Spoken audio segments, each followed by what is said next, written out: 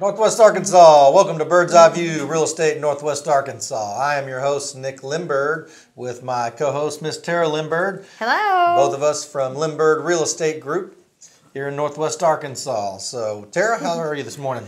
Oh, hanging in there. All righty, well, good deal. For those of you guys tuning in, we always talk real estate, and our topic today is going to be what, Tara? For sale by owners. For sale by owner. This is Yes. a good one. I'm hearing lots and lots of things going on out there with for sale by owners. Lots of people think this may be the way that they want to go, and we're going to talk about some of the pros and the cons and go a little deeper with this. Absolutely. So again, welcome. You can check us out on limbirdteam.com, our Facebook page, but we're going to start off this morning with some positive moments. So Nick, anything exciting, positive you want to share?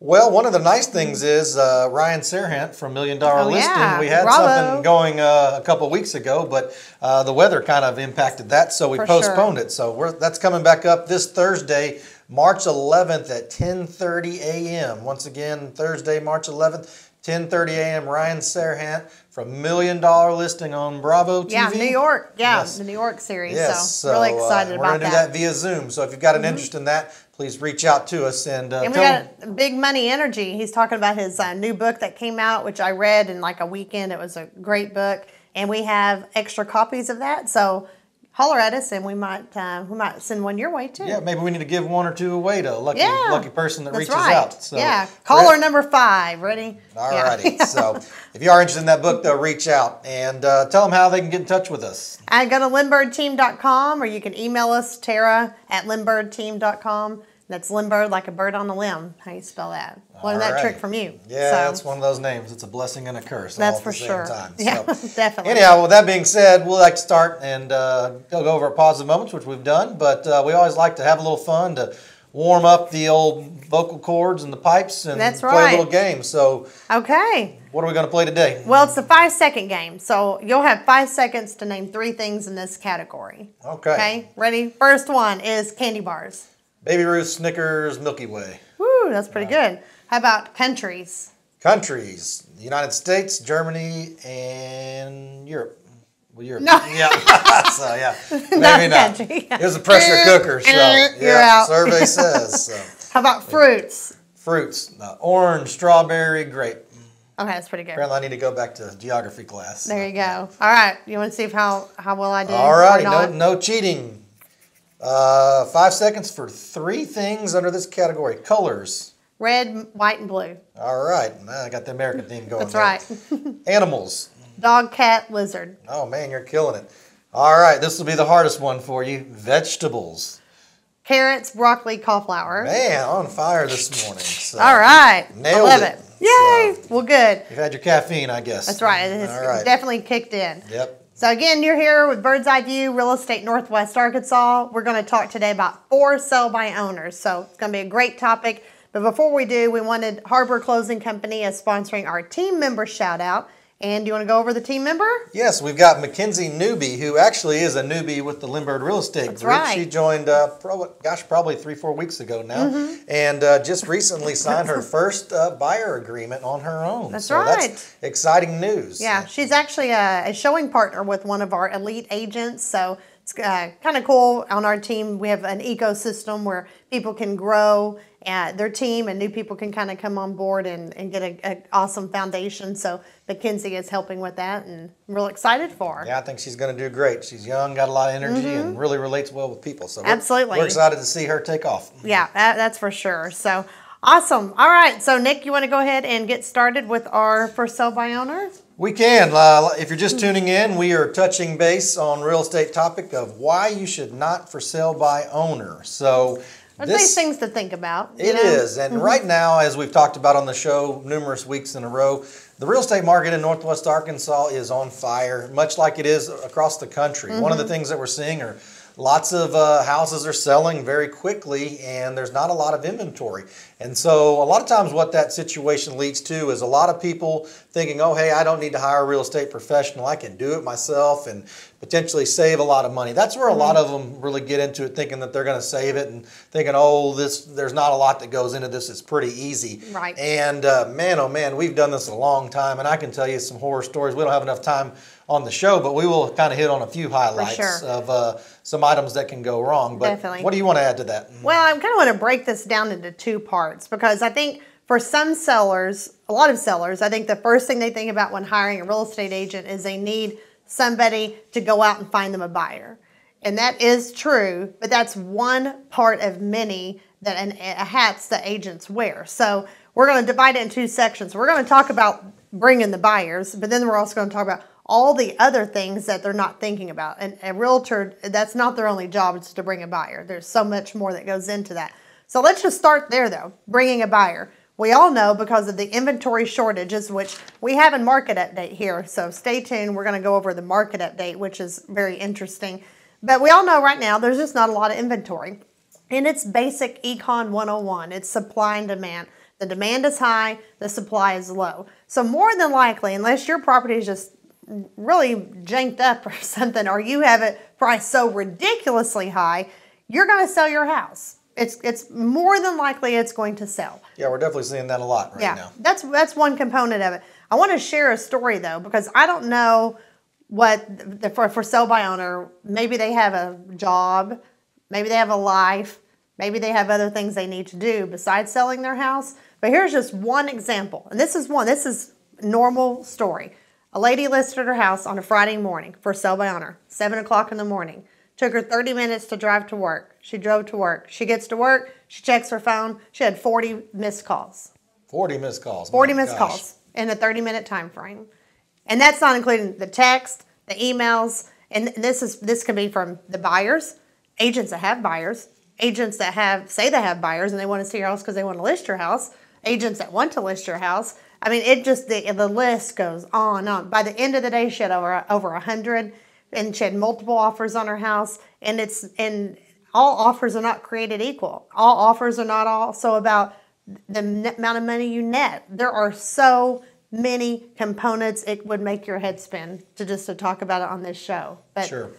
Well, one thing you mentioned, multiple offers, but in a lot of cases with these for sale by owners, sometimes it's the first person to get in there and show that writes an offer. And a lot of sellers doing for sale by owner will typically shoot themselves in the foot. Yes. Because they just take that first offer, and a lot of times they don't get the opportunity to look at maybe a second or third or fourth or fifth or however many in certain cases. And they go, oh, I really like that couple. They're real sweet, this and that. And they go, I'll sell it for this. And a lot of times, and that person may negotiate certain things in there, and they really lost out because they could have gotten more stronger offers. And they took that very first one right out of the gates and not giving the other people in the market a chance to submit an offer. And so a lot of times they end up taking more money and throwing it out the window because they didn't do the job properly. Right. And that's where a real estate agent can come in. They know how to negotiate. They know how to set the table to maximize the demand that we've got, where you can field multiple offers in a lot of cases, and thus sometimes even get over the asking price. Yeah, and again, the money is important, but are they also, do you understand how to negotiate the contract to put yourself in the best position? Where are you going next? Do you need to go find a house to sell? Or is your house, maybe you're building a house and it's closing in 3 or 4 months? There are ways to position that contract where you can work out the timing and everything, but it's tricky. It has to be done a certain way. There's delayed occupancies, early occupancies. There's all sorts of different things and addendums and language that can go with a contract. Sure, and the more complicated a deal gets, that potentially sets it up for issues to come along the way, like you mentioned with documentation for delayed or early occupancy or something. There's so many nuances that if you don't do this on a regular basis, can really get you in a tough spot. And in certain times can maybe even get you in, if it goes really far enough, into court potentially, or getting some attorneys involved. That's always a worst case scenario, of course, but that's not to say that it doesn't happen. And sometimes people don't know the contracts very well, and they don't know what their obligations are for doing a certain thing or handling in a certain timeline or deadline that needs to be met. Yeah, and I've had sellers before that that we've received maybe multiple offers on, and sometimes it can come down to who showed the house first, or who wrote the offer first, or who they made. There's all these different little things that sometimes play into the factor of what a seller is willing or not willing to do. And the thing is too, what happens next? Let's say because it's not like here where we're going to go put it in the MLS and we're going to do certain things. Let's say you get an accepted contract and you've accepted it. I'm doing bunny ears because, what does that mean? Did you sign the contract? Did you verbally tell them? Did you do this? Did you do that? And then an hour later, you get another phone call. Hey, here's another offer. Now it's better than the one you accepted. Now what do? Can you go back to the other one? Are you not allowed to do that? It depends what all you've done. What all steps have you not taken? There's so many factors that come into play that just I don't think a lot of for sale by owners wrap their mind around what they're about to get themselves into. Sure, that's a great point. And kind of getting back to the money situation, the National Association of Realtors put out an article recently within probably the past year and a half, and that number's probably changed now since the market has continued to appreciate. But they said that the for sale by owners leave about 13% of money on the table by going for sale by owner versus listing with a real estate agent. Yeah. And everybody does, most people do the for sale by owner think, oh, I'm going to save all this money.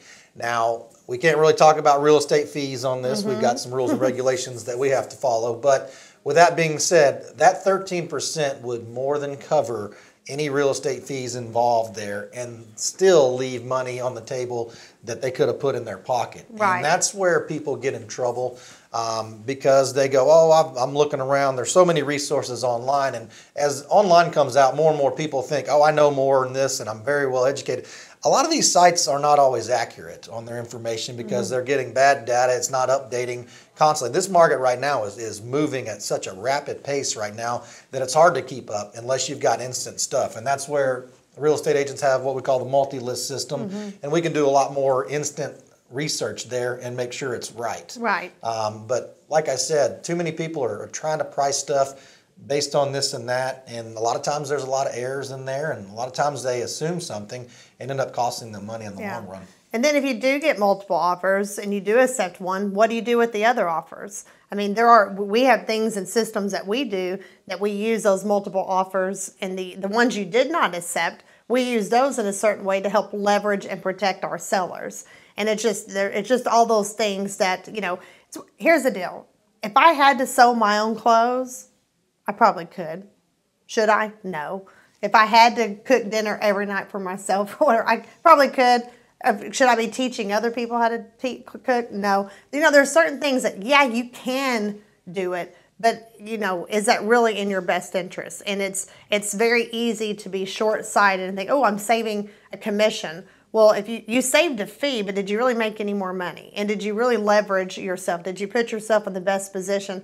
Because here, at the end of the day, you accept an offer and you don't get to the closing table and people sign and you're getting a check, it was all for nothing. What good was it? Sure. So. No, that's a great point.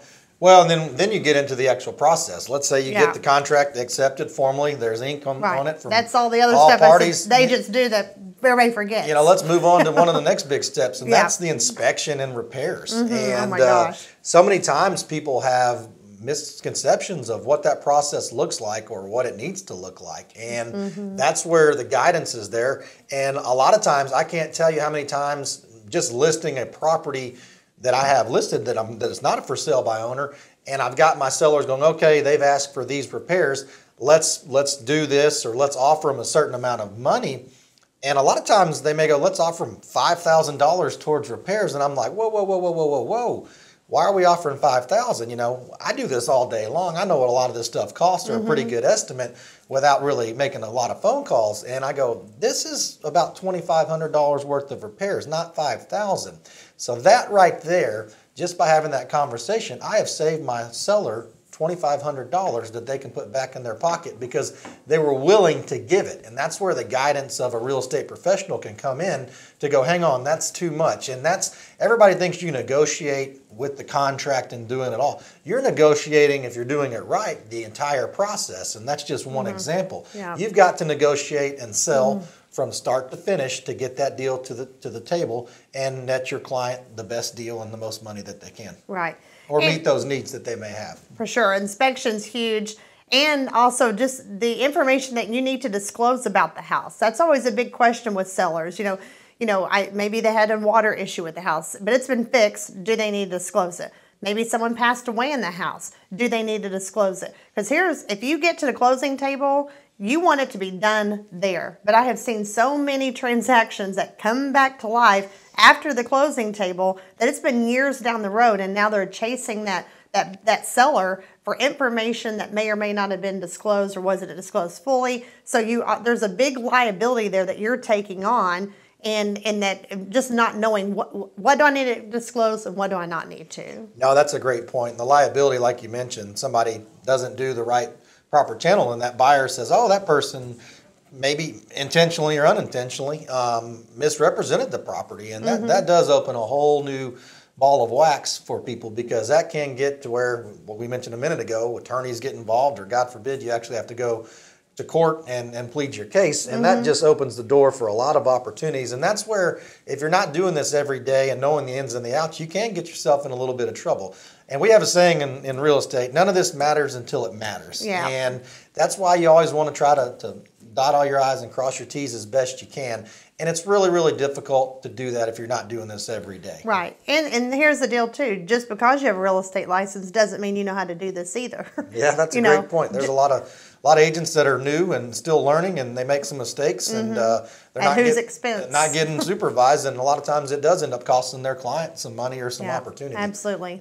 Yeah. And so that's what we just wanted to talk about today, is just for sell by owners. There are some advantages. Maybe you don't have to deal with the agents. I know there's a lot of people. We're unfortunately on the bottom of the list, like attorneys and car salesmen. Nobody seems to like realtors. I think we're great, right? But just things to think about, and things to take into consideration when you are listing your home for sale. Is it wouldn't hurt to at least talk to somebody, weigh those pros and cons, and see if it's which one's going to be the right decision for you. Sure. So. And I've always said in any real estate transaction, whether it's for sale by owner or it's you are working with an agent, whether it be a buyer's representation or the seller listing representation, if that agent is doing their job, they should more than pay and cover their fees that they're bringing. They ought to bring value to the table to do that. Peace of mind. And that's where the peace of mind, knowing it's done the right way, is why you need to hire a reputable, seasoned, experienced agent. This is not for everybody, and experience matters. And it's sometimes keeping a deal together, even after it is under contract. There's some weird circumstances, and that's where a lot of people can get in trouble. They're not seasoned enough. They don't know how to navigate through certain problems. And a good agent can make even those big problems seem very minute to their client, because they're experienced and have dealt with those type situations before. So, well, you hit on something I want to talk about: peace of mind. Peace of mind. There's another peace of mind with these for sale by owners right now with the market that we're in, is they're getting inundated with the phone calls and the texts.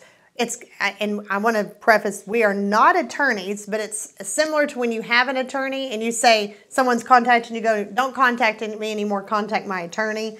It's the same thing. All those phone calls stop, all those texts stop, all the knocking on your doors, all the emails, all the everything, because now you're represented by a licensed real estate agent. And then all that goes away. So you don't have to mess with it anymore, because it is literally a full-time job. No, it is. And that also, most people have a job, and it's not selling real estate, and they may miss that one opportunity because they weren't able to call somebody. And that person may have gone, hey, I've got a cash offer, and I'm going to give you $20,000 over your asking price. And you go, cash offer? Oh my gosh, which cash can tend to be, close a little quicker. The money's there. There's always a little bit of a gamble with somebody getting a loan, and can you get it to the table, and are they going to be able to get fully approved?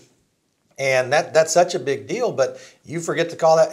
That one person can be the one that makes or breaks the deal. And you may have never known, but you might have left $20,000 or in some cases even more there on was the just table. A realtor at another company we were just talking to the other day, and she's like, another for sale by owner missed opportunity. She kept trying to text.